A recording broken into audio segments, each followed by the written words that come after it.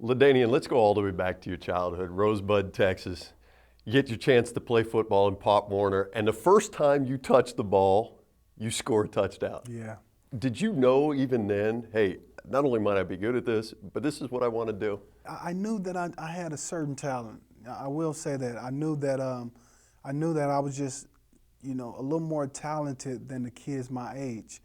I mean, even beyond that, when you talk about scoring a touchdown, the first play that I ever ran, man, that year I probably had like 20 touchdowns as a little kid, and that's when I knew that not only that I loved the game of football, but I knew that I probably could be pretty good at it. Yeah. Who were your football role models growing up? Well, the reason I wanted to play football and be a running back was Walter Payton. I remember being 5 years old and watching him with my dad, after church. Mm-hmm. Chicago at that time, they were always on TV. And so Walter Payton just stood out to me.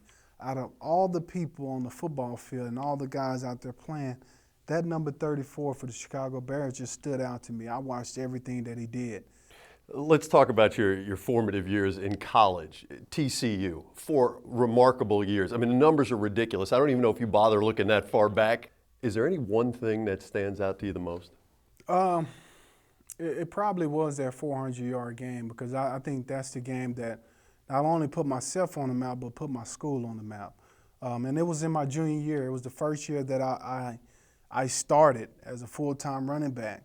And once that happened, once that 400-yard game happened, that's when I started to probably believe that, I might be able to go to the National Football League. I might have a chance.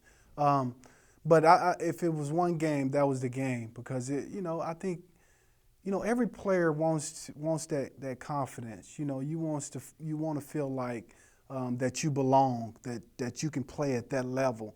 That game for me, I felt like, I'm good enough. I'm good enough to play at this level and possibly at the next level. 100 yards is a milestone for a running back in a game, but 400 yards, LaDainian, that's ridiculous. Did you even look back and go, 400, really? I mean, did that surprise even you? Yeah, it really was surprising, especially to think about that, 300 of those yards were in the second half, like 286 in the second half. Like, that is crazy. Nuts. Who does that? I don't know. Melvin Gordon has done it. Yeah. Well, so it shows you, if you can count them on one hand, Yeah. It doesn't happen that often. So you come into the 2001 draft. What were your expectations going in? Well, I just wanted to prove that I can play in the National Football League, because there were still a lot of question marks. He come from an option offense, and, will his game translate to the National Football League, a pro-style offense? Can he catch the ball out the backfield? Will he be able to protect the quarterback? All of those things were question marks on me. And so I just simply wanted to prove that, I'm ready for this position, and I can play at this league, at this level. How long after that does it start to feel real for you that now I'm a professional? After all of these years, today I feel like a professional.